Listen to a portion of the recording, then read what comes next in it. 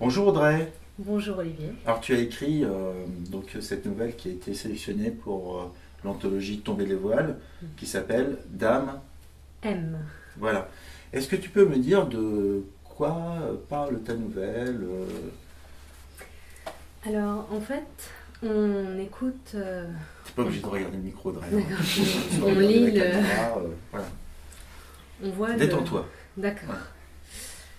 Alors on voit le narrateur parler. En fait, on arrive au milieu de ce qu'il est en train de dire, pas tout à fait au début. Et il semble très perturbé. Il ne sait pas trop ce qui lui est arrivé. Il essaie de retrouver ses souvenirs. Donc c'est pour ça que le début semble assez perturbé. Et ensuite, petit à petit, il arrive à retrouver les éléments, les souvenirs.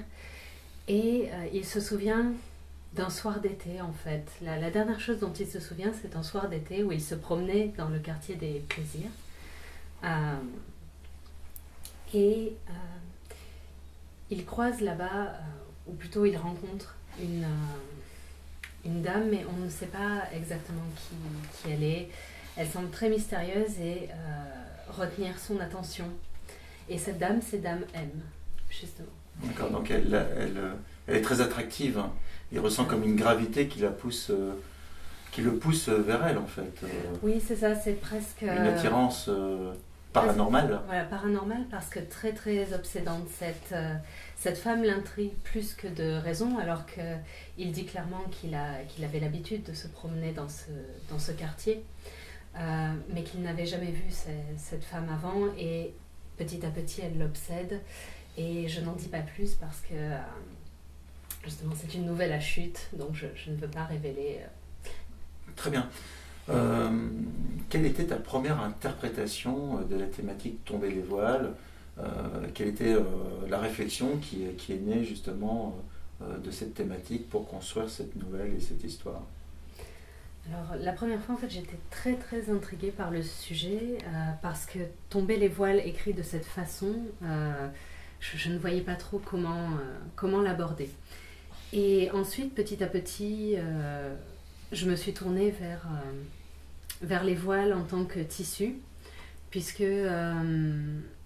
en fait j'ai choisi ma nouvelle en fonction d'idées de romans que j'avais déjà, et la seule qui me venait à l'esprit avec à la fois l'idée de voile et de tomber, c'était celle-ci, cette histoire avec Dame M et ce narrateur mystérieux sorti de... Alors, on est dans le cadre d'une nouvelle fantastique. Oui, fantastique. Fantastique, tu as des influences fantastiques plus que d'autres, Oui, une époque, un auteur? La première fois que j'ai abordé le fantastique, en fait, c'était à travers un auteur qui n'écrit pas de fantastique, ou très peu, Edgar Poe, mais dont j'aime énormément l'univers, en fait, puisque c'est plus, ces nouvelles relèvent plus de l'étrange, c'est-à-dire un sentiment de fantastique. On est dans le dévoilement du Voilà. réel, toujours avec On est dans le Poe, dévoilement. voilà, on est ce qui est derrière, ce qui est caché, sur cette perception en fait du monde et son rapport au monde en fait. Oui, et donc c'est d'abord de cette esthétique que je suis partie, parce que j'aime énormément ce qu'il écrit. Et sinon, je lis aussi les nouvelles de la grande anthologie du fantastique de Guamard et Lévy, qui regroupe plusieurs auteurs. Je lis beaucoup de Stephen King, surtout ses nouvelles, quelques romans, mais surtout ses nouvelles. Sinon, là, je ne vois plus. Ouais, voilà. Je suis désolée. Mhm, très bien. Par rapport à cette nouvelle justement, comment a mûri l'idée en toi d'amener justement ce héros dans ce quartier des plaisirs? Quelle était ta volonté? Qu'est-ce que tu voulais on a l'impression qu'il y a un grand débat entre Thanatos et Héros, c'est que je veux dire, le héros, en tout cas, est déchiré en fait entre ces pulsions en fait de vie et de mort. Oui, voilà. Alors, je suis partie d'un univers qui existait déjà dans une de mes nouvelles précédentes, Une fin de loup. qui a gagné les présélections du concours du Crous. Et justement, l'histoire de la nouvelle Dame M se situe dans le même quartier que la nouvelle Une fin de loup, mais un peu plus haut, en fait. D'accord, il y a une certaine continuité oui, dans. Il y a une continuité, dans les et nouvelles d'ailleurs, que tu écris. au départ, le narrateur n'était pas seul. Il dialoguait avec quelqu'un dans un bar, et il lui racontait son histoire, parce qu'il avait besoin, en fait, de mettre des mots dessus. Tandis que là, on ne sait pas du tout où on est, qui est cette personne et pourquoi elle a autant de mal. Oui, il y a une certaine errance, on imaginerait bien ce jeune homme. Jeune, vieux. Jeune, comme, vieux, en fait. Oui, il n'y a pas de. Le narrateur. Il n'y a pas d'âge, quoi. Il n'y a le pas d'âge, narrateur. on peut se le représenter comme on veut. Donc il y a quand même quelque chose d'étrange, en fait, dans cette errance, en fait, où il se recherche un peu lui-même à travers justement cette mystérieuse Dame M.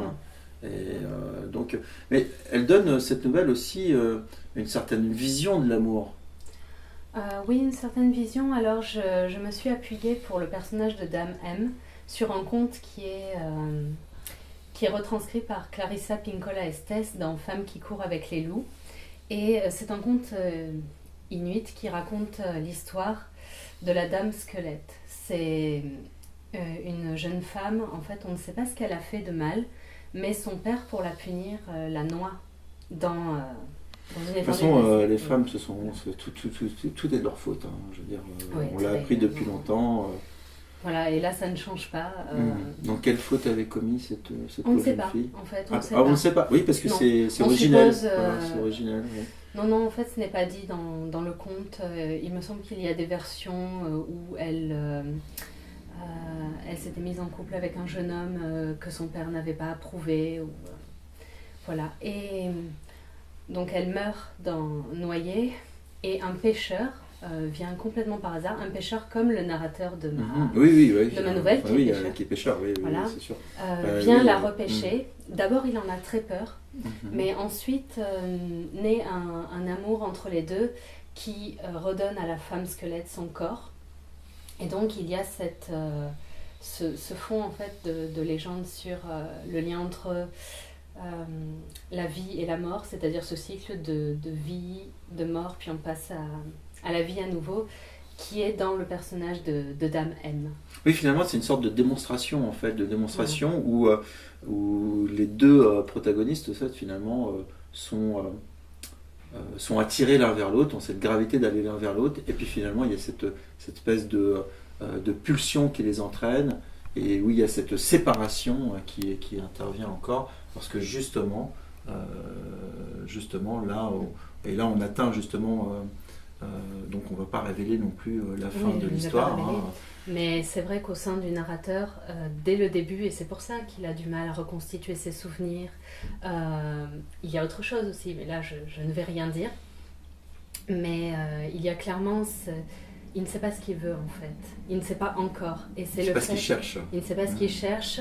Et c'est pour ça qu'il il suit son raisonnement, voilà. est toujours dans voilà, tout son parcours. Et il y a une succession de raisonnements et qu'il suit comme ça. Et c'est surtout qu'il ne sait pas, il est confronté à quelque chose de totalement nouveau, puisqu'il allait dans le quartier des plaisirs comme ça, pour se promener, ou même pour se perdre peut-être aussi. Pour se perdre, pour se désennuyer, en fait, en compagnie de femmes. Et là, c'est la première fois, en fait, qu'il s'attache à quelqu'un et qu'il vient pour quelque chose. Mais pas forcément qu'il s'attache de façon affectueuse.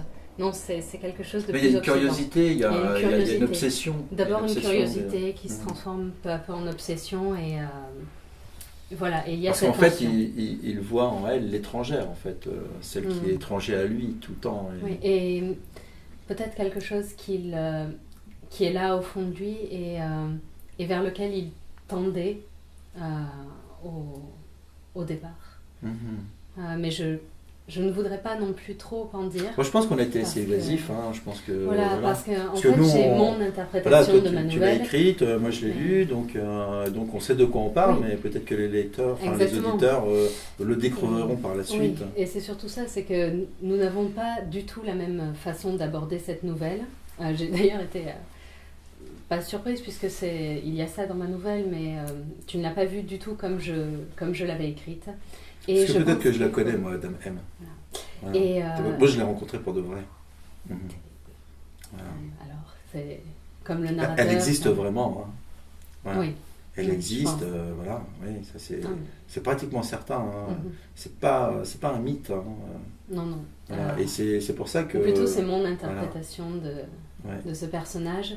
Et je voudrais pour ça laisser aux lecteurs leur façon en fait d'aborder Dame M à travers. Avec leur expérience, avec leur expérience de lecture, avec leur expérience de vie. Oui. Bah, merci Audrey. C'était donc Dame M. C'est dans Tomber les voiles. Donc tu penses avoir fait tomber le voile, Audrey Pas complètement, puisque le narrateur disait qu'il préférait le textile au tactile, donc pas tout à fait. Et puis, je laisserai le lecteur décider s'il veut ou non voir ce qu'il y a derrière le voile. Très bien. Voilà. Bah, écoutez, bonne lecture. Et puis Audrey, bonne chance pour le premier saison 2018. Merci, et je souhaite aussi une bonne lecture aux futurs lecteurs. Très bien.